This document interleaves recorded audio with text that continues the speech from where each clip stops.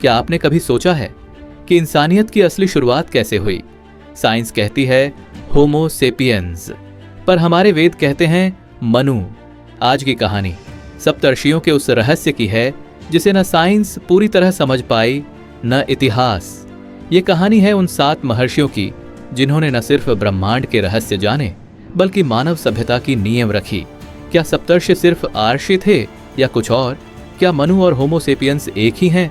और सबसे बड़ा सवाल, महादेव ने उन्हें ऐसा क्या वरदान दिया जो आज भी हम सबके डीएनए में मौजूद है?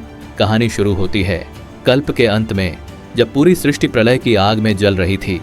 वेदों के अनुसार हर कल्प के अंत में ब्रह्मांड एक रीसेट से गुजरता है, लेकिन इस बार ब्रह्मा जी को एक चिंता थी।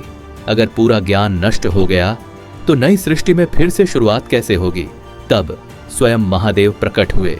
ब्राह्मण 7 महान आत्माओं को चुनो जो काल के पार जाकर ज्ञान को सुरक्षित रखें। ये सप्तर्षि हर युग में मानवता के मार्गदर्शक बनेंगे। और इस तरह चुने गए 7 महान तपस्वी भृगु, अग्नि और रसायन के झाता अंगिरा, खगोल विज्ञान के मास्टर अत्रि, चिकित्सा और जड़ी बूटियों के ज्ञानी विश्वामित्र, ध्वनि और मंत्र विज्ञान के जनक कश्यप, जीव विज्ञान और प्रजनन के विशेषज्ञ वशिष्ठ, धर्म और समाज व्यवस्था के संस्थापक जमदग्नि, ऊर्जा और शक्ति के स्रोत। ये 7 सिर्फ आर्षि नहीं थे, ये थे एडवांस्ड बीइंग्स। सप्तर्षियों ने कैलाश पर्वत पर 10,000 वर्षों की तपस्या की। हाँ, आपने सही सुना, और यहीं से शुरू होता है असली ट्विस्ट। वैज्ञानिक मानते हैं कि होमो सेपियंस करीब 3 लाख साल पहले अफ्रीका में विकसित हुए, लेकिन करीब 70,000 साल पहले कुछ ऐसा हुआ जिसे साइंस कॉग्निटिव रिवॉल्यूशन कहती है। अचानक इंसानों में भाषा, कला और जटिल सोच विकसित हो गई। कैसे? साइंस के पास कोई ठोस जवाब नहीं, और यहीं हमारी कहानी जुड़ती है। महादेव ने सप्तर्षियों को 3 वरदान दिए। पहला वरदान, तुम्हारा ज्ञान काल के पार जाएगा, तुम्हारी चेतना हर युग में अलग अलग रूपों में अवतरित होगी। दूसरा वरदान, तुम्हें सिद्धियां प्राप्त होंगी, आकाश में विचरण करने की शक्ति, समय को धीमा करने की क्षमता और ब्रह्मांड के रहस्यों को समझने का सामर्थ्य। तीसरा और सबसे महत्वपूर्ण वरदान, तुम्हें एक नए मानव की रचना में सहयोग करना होगा, जो न सिर्फ शारीरिक रूप से विकसित हो बल्कि मानसिक और आध्यात्मिक रूप से भी श्रेष्ठ हो। अब सुनिए सबसे दिलचस्प थ्योरी। क्या सप्तर्षियों ने जेनेटिक इंजीनियरिंग की थी? वेदों में लिखा है कि कश्यप आर्षि ने अलग अलग प्रजातियों को जन्म दिया। ये बात सिर्फ कहानी लगती है, लेकिन अगर हम साइंटिफिक लेंस से देखें। पॉइंट 1, मनु हासाखे मॉडर्न ह्यूमन। संस्कृत में मनु का अर्थ है सोचने वाला, मन से बना है। मनु और होमो सेपियंस की खासियत भी यही है, एडवांस्ड थिंकिंग। आज भी हिंदू समाज में 7 मुख्य गोत्र हैं, सभी इन्हीं सप्तर्षियों से जुड़े हैं। क्या ये जेनेटिक लाइनेज को दर्शाता है? साइंस कहती है कि होमो सेपियंस अफ्रीका से निकलकर करीब 60,000 साल पहले भारत पहुंचे और यहीं सिंधु सरस्वती सभ्यता विकसित हुई। लेकिन क्या मनु इसी माइग्रेशन का हिस्सा थे, या सप्तर्षियों ने उन्हें यहीं भारत में विकसित किया?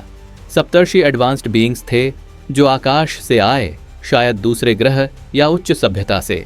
उन्होंने मौजूदा होमो सेपियंस में ज्ञान, भाषा और चेतना का इंजेक्शन किया। इसे हम कह सकते हैं स्पिरिचुअल जेनेटिक इंजीनियरिंग।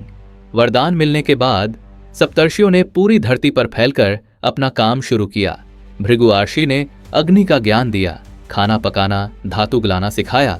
साइंस भी मानती है कि फायर मास्टरी ने इंसान को एडवांस बनाया। विश्वामित्र ने गायत्री मंत्र दिया, साउंड वाइब्रेशंस का विज्ञान जो मेडिटेशन और हीलिंग में काम आता है। अत्रि ने आयुर्वेद की नींव रखी, हर्ब्स और नेचुरल मेडिसिन जो आज भी रेलेवेंट है। अंगिरा ने तारों को पढ़ना सिखाया, एस्ट्रोनॉमी जो नेविगेशन के लिए जरूरी था। कश्यप ने पशुपालन और कृषि सिखाई, एनिमल्स को डोमेस्टिकेट करना सिविलाइजेशन की पहली सीढ़ी। वशिष्ठ ने समाज व्यवस्था बनाई, कानून, धर्म, नैतिकता, बिना जिनके कोई सभ्यता टिक नहीं सकती। जमदग्नि ने इनर पावर और डिसिप्लिन सिखाया, मेंटल और फिजिकल स्ट्रेंथ सर्वाइवल के लिए जरूरी।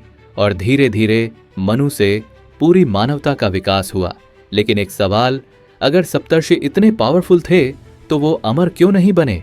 क्यों उन्होंने अपना काम खत्म करके अगले जन्म का रास्ता चुना?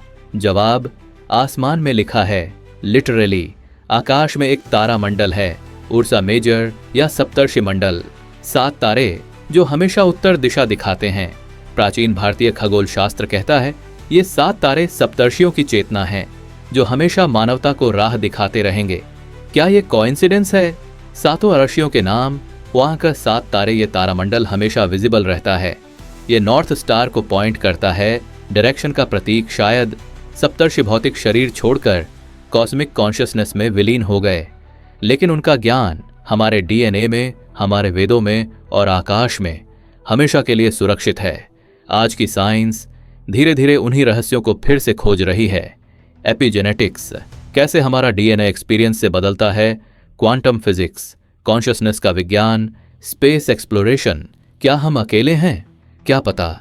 सप्तर्षियों ने जो ज्ञान दिया वो हम अभी फिर से सीख रहे हैं। लेकिन सबसे बड़ा ट्विस्ट अभी बाकी है। 2019 में नासा के एक स्टडी में पाया गया कि होमोसेपियंस में एक सडन जेनेटिक म्यूटेशन हुई थी करीब 70,000 साल पहले, जिसे साइंटिस्ट्स अभी तक एक्सप्लेन नहीं कर पाए। ठीक वही समय जब वेदों के अनुसार सप्तर्षि सक्रिय थे। कोइंसिडेंस या एक भूली हुई सच्चाई? एक और बात, भारत के विभिन्न हिस्सों में मिले एंशिएंट टूल्स और केव पेंटिंग्स करीब 75,000 साल पुरानी हैं। वही समय जब कॉग्निटिव रेवोल्यूशन हुआ। शायद मनु और होमोसेपियंस 2 अलग चीजें नहीं बल्कि एक ही सिक्के के 2 पहलू हैं। तो क्या सप्तर्षि एलियंस थे, एडवांस्ड सिविलाइजेशन के हिस्से, या सच में डिवाइन बीइंग्स? शायद हम कभी नहीं जान पाएंगे, लेकिन एक बात तय है, चाहे मिथोलॉजी हो या साइंस, दोनों एक ही बात कहते हैं, हम सब कनेक्टेड हैं, एक ही सोर्स से आए हैं और एक ही डेस्टिनी की ओर जा रहे हैं। सप्तर्षि हमें सिखा गए कि नॉलेज इटर्नल है, शरीर नश्वर है, पर विजडम अमर है। अगली बार जब आप रात में आकाश देखें, सप्तर्षि मंडल को खोजिए और याद रखिए वो 7 रोशनी के बिंदु शायद आज भी हमें गाइडेंस दे रहे हैं। क्या आपको ये थ्योरी बिलीवेबल लगी? कमेंट करके बताइए, और अगर ऐसी और मिस्ट्रीज चाहिए तो सब्सक्राइब करना मत भूलिए।